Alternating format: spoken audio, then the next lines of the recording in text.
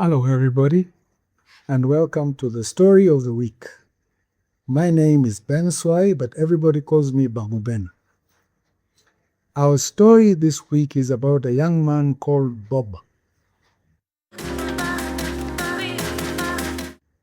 Bob is one of those lucky young men who was born in a wealthy family, brought up very lavishly.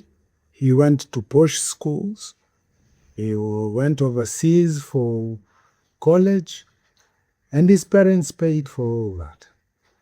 And the idea, as far as his father was concerned, was when he comes back, he will be able to use that knowledge to help himself and move forward with life by himself. But that didn't turn out that way.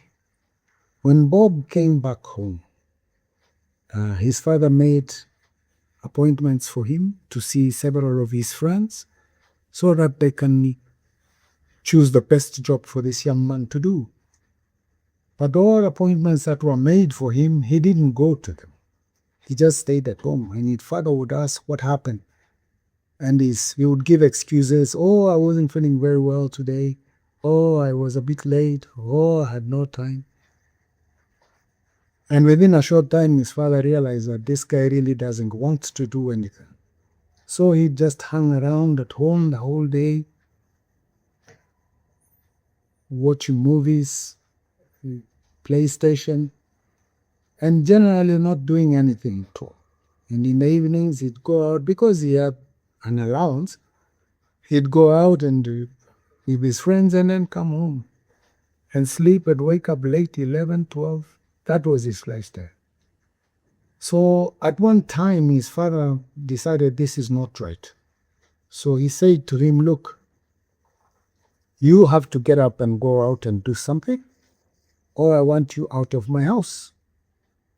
And the young man said, I'm not going anywhere. This is my home. You brought me here. You brought me to this world. You brought me to this house, so I am not leaving. And it became a very nasty argument. So the mother and the father discussed this young man, and they said, what do we do with him? So eventually they came to a conclusion. Let's sit with him and let's give him an offer. So they called him one evening and said, listen, we want you out of the house, but let us agree on the best way to do this. We're going to give you 500,000. You get out of the house and go and look after yourself. He said, 500,000 is not enough. But the father was actually baiting him, because he knew that if he gives him a certain amount of money, he will be tempted to take the money and leave the house. So the young man, to win the argument, said, I'm not leaving this house without 5 million. The father said, where am I going to get 5 million? That's too much. The young man said, that's it. You give me 5 million, I walk out tomorrow. Other than that, I'm not leaving. So the father says, okay, I'll go and think about it. So in about a week, the father says, okay, I've got you fight with him. I'm giving you 1 week to get out of the house. Sort yourself out, look for a house where you're going to stay, and get out. So the young man was very excited. He was very happy. So the father actually deposited 5 million in his account. And the young man said, this is the life. So immediately, first thing he did was going to look for a car. And he decided that, Father, I get a car for 2 million. I'll still have 3 million. So he buys a good second-hand car, old Mercedes, very good shape, 2 million. So now he has a balance of 3 million. And then his father says, now you can leave the house. He leaves the house and he decides to go and live in an upmarket area, because that's what he's used to. So he says, okay, I don't want an expensive apartment. I want a small apartment, 1 bedroom, 60,000. So he takes an apartment and he is told 60,000 for the apartment is just the rent. You have to put a deposit of 120,000. In other words, 2 months.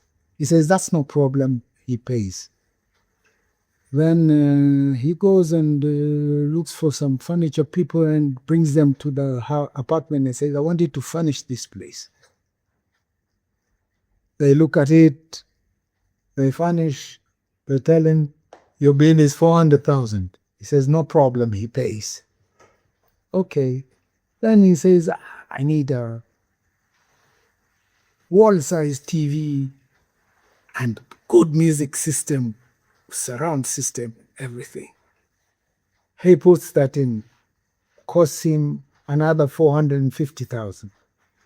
Then he says, okay, now, what are the other things I have to pay for? He's told, here, the service charge is 5 to 5,000. That's not a problem. Water is 1,000 bob, not a problem.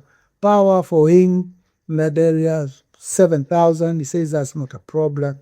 Food, he'll buy food outside, he'll eat outside. Food, he spend about 5,000 shillings per day. Not a problem. 150,000 shillings per month. Not a problem. This is month 1. And every evening he's going out with his friends, he's drinking, he's enjoying himself because now he's free and he has his own place. And he has small things. He gets a domestic manager to come and clean the house and pays 20,000, says not a problem. And first of all, he goes and gets himself one of these new model phones at 150,000. And he says, that's not a problem. Then he says, why don't I get a few clothes while I'm at it? I've been telling my dad I need new clothes. And he says, I have clothes. So he says, I need a new wardrobe. And he goes and buys himself clothes, spends 100,000. And he says, that's it. Then he decides, now I've got this place and I've got this thing. I must have a housewarming party. So he organizes a party, he calls in all his friends, spends 300,000. And he says, now this is the life. No responsibility and everything is there.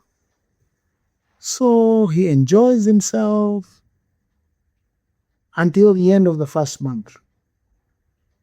And he goes to the bank, looks at his balance, and he realizes that what has happened is that the car and the expenses of this first month alone have actually costed him 3.7 million without knowing. It's 2 million for the car and the 1.7 for furnishing and all this lavish lifestyle he's been living on his own for 1 month. So all of a sudden, he's got a balance of about 1.2 million. And he's really shocked, but he says, still, 1 million is still 1 million. Second month, he goes on with his life, exactly the same pattern. Go out, enjoy yourself. Only now he doesn't have to buy stuff because he's got everything. And he has a good time, no responsibilities, comes home whatever time he wants, sleeps to whatever time he wants, eats out, enjoys life with his friends.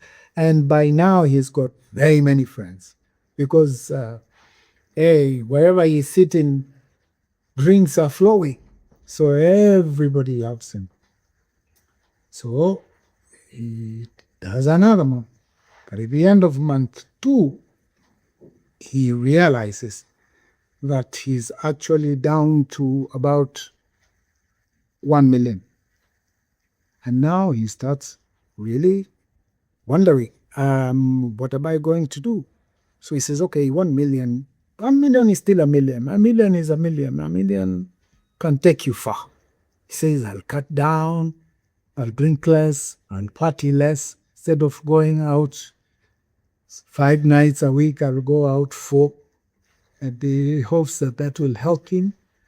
So he does that. By the end of month 3, he's down to 600,000. Now he realizes that life can be difficult. So he starts ringing home, calls his father and says, "Oh, hi, Dad, just saying hi." And the father says, "We haven't heard from you for 3 months. I thought you'd left the country or something." Then, "No, no, I'm around." "Okay, how's life?" "Oh, I'm fine, yeah. Yeah, I wanted to come and see you. Can I come and see you?" So the father says, "Yeah, sure, you can come and see, but come and see me at the office. Come and see me at my office. Come and see me in my office at 3 o'clock. And so he says, "Okay." So he goes to his father's office at 3 o'clock, sits down. So his father says, "How's everything going? So what business are you in? What have you started doing?" So he says, "I've got a thing or two going, starting out. No, it's not bad, but starting is not easy, but I've started something." So the father says, "Okay, that's all very good. So what is it that you wanted to talk about?" The young man says, "Yeah, Dad, you see, that 5M you gave me, I had to buy my own furniture, I had to buy things for the house, and there's rent, and I needed a car and all these things. So now I was hoping that you can maybe squeeze me another 5 million and to help me out." And the father says, "Oh, I see. Our agreement was very simple. In your own words, you told us, 'Give me 5 million and you'll never hear from me again.' And that was the deal. And the deal is a deal. So I'm sorry, we are not able, or I am not able to assist you any further financially. Go and see what you can do for yourself with the 5 million that I gave you." "Yeah, Dad, but you see, now it's no longer 5 million. "Yeah, but who spent it?" "I spent it, but you know how things go." So the father said, "If I were you, I'd look for a job. Because if you get a job, you get paid at the end of the month."